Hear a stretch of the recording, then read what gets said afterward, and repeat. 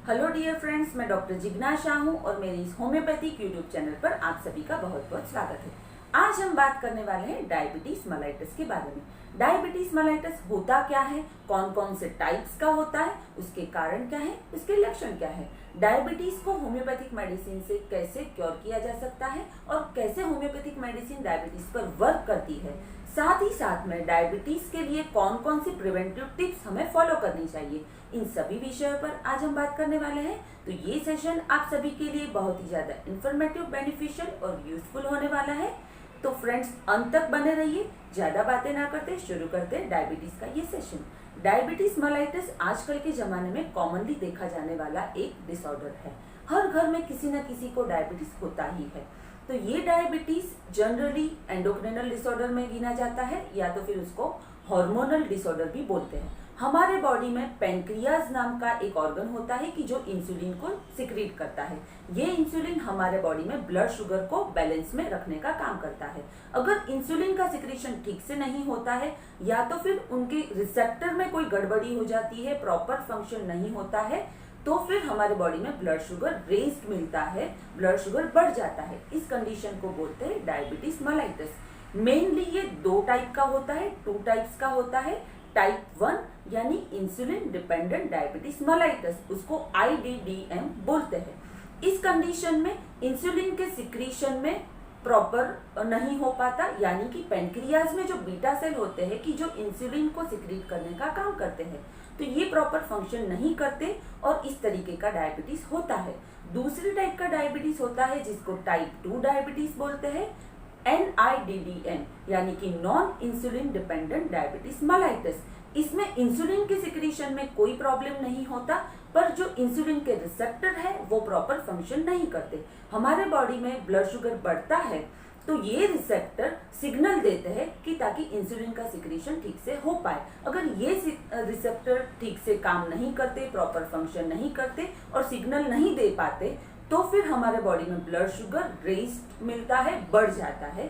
तो इस कंडीशन को टाइप 2 डायबिटीज बोलते हैं। अभी बात करते हैं फ्रेंड्स कि कौन कौन से कारण से डायबिटीज मेलाइटस होता है। तो डायबिटीज मेलाइटस का स्ट्रॉन्ग कारण है हेरिडिटी यानी जेनेटिक फैक्टर। अगर फैमिली हिस्ट्री में पेरेंट्स को है तो डायबिटीज की पॉसिबिलिटीज बढ़ जाती है। अगर प्रॉपर फूड नहीं ले रहे हैं, डाइट ठीक से नहीं है, डाइट हेफेजार्ड है, तो भी डायबिटीज होता है। ओबेसिटी भी इसका एक कारण है, ओबेस पर्सन में ये ज्यादा देखा जाता है।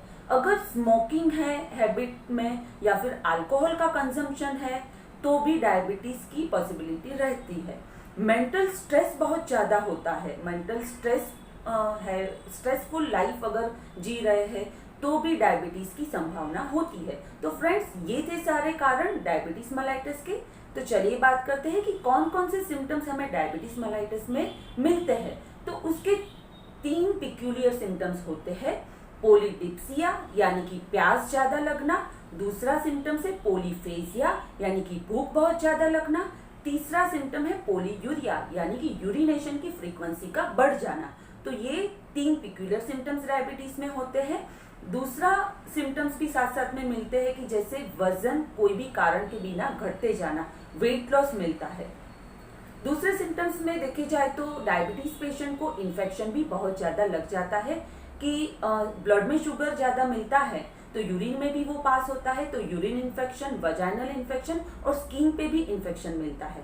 डायबिटीज पेशेंट को बहुत ज्यादा थकान महसूस होती है, फटीग होता है और जैसे बहुत ही वीकनेस फील होने लगती है।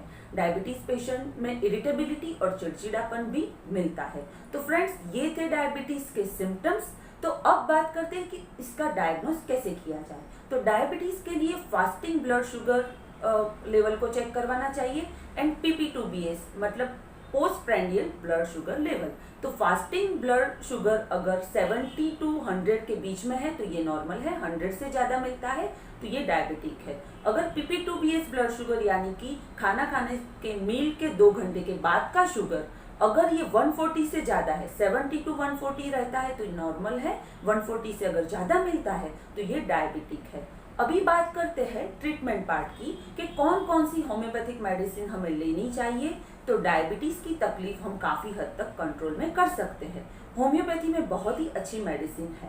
होम्योपैथिक मेडिसिन शारीरिक और मानसिक अभ्यास करके देने वाली मेडिसिन है, जिसमें प्रकृति का अभ्यास किया जाता है और पेशेंट के सारे जो सिम्टम्स होते हैं उसका एनालिसिस किया जाता है। एनालिसिस करके अगर मेडिसिन देते हैं तो वो प्रकृति के अनुसार देने वाली कॉन्स्टिट्यूशनल मेडिसिन बॉडी में बहुत ज़्यादा हार्मनी ला देती है।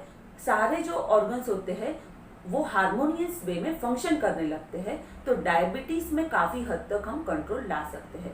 डायबिटीज में पहली बात है कि शुगर को कंट्रोल लाना, क्योंकि शुगर बढ़ जाने से बहुत सारे बॉडी में कॉम्प्लिकेशन होते हैं कि जैसे रटाइनोपैथी, आंख की समस्या, न्यूरोपैथी जैसे चेता तंत्र, नर्वस सिस्टम की समस्या भी इससे हो जाती है। डायबिटिक नेफ्रोपैथी यानी कि किडनी पर भी बहुत कॉम्प्लिकेशन डायबिटीज की वजह से आता है। ब्लड शुगर अगर बहुत ज्यादा समय तक, लंबे समय तक रेस होता है तो ये सारे कॉम्प्लिकेशन पेशेंट को फेस करने पड़ते हैं। तो पहले तो मेरा सजेशन होगा कि आप ब्लड शुगर को कंट्रोल में रखें और फिर होम्योपैथिक मेडिसिन भी साथ ही साथ में शुरू रखें कि ताकि आपको सारे कॉम्प्लिकेशन से निजात मिल सके और जो भी लक्षण आप फेस कर रहे हैं वो सारे लक्षण आपके क्योर हो सके। साथ ही साथ में यहाँ पे मैं आपको स्पेसिफिक मेडिसिन भी बता देती हूँ कि कौन कौन सी स्पेसिफिक मेडिसिन डायबिटीज मेलाइटस में लेनी चाहिए। तो एक मेडिसिन बहुत ही अच्छी काम देती है, ये सिजीजियम जम्बोलेनम नाम की मेडिसिन है। सिजीजियम जम्बोलेनम मेडिसिन 3x पोटेंसी में 2 गोली 3 बार लेनी चाहिए। दूसरी मेडिसिन है यूरेनियम नाइट्रिकम, इसको 30 पोटेंसी में आप ले और 1 महीने के बाद आप रिपोर्ट कराएं, आपको डेफिनेटली ब्लड शुगर में कंट्रोल मिलेगा। अभी बात करते हैं कि कौन कौन से ऐसे टिप्स है कि जो हमें डेली रूटीन में फॉलो करने चाहिए।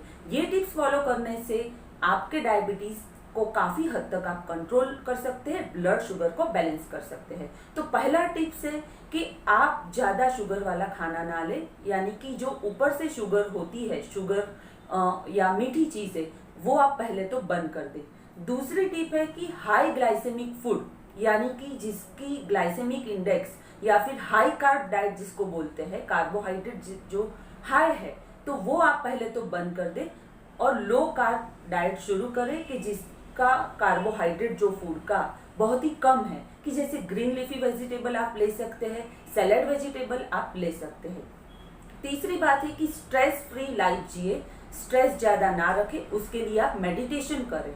फोर्थ थिंग कि आप सेडेंटरी लाइफ ना जिए और ज्यादा से ज्यादा एक्टिविटी लाइफ में रखें।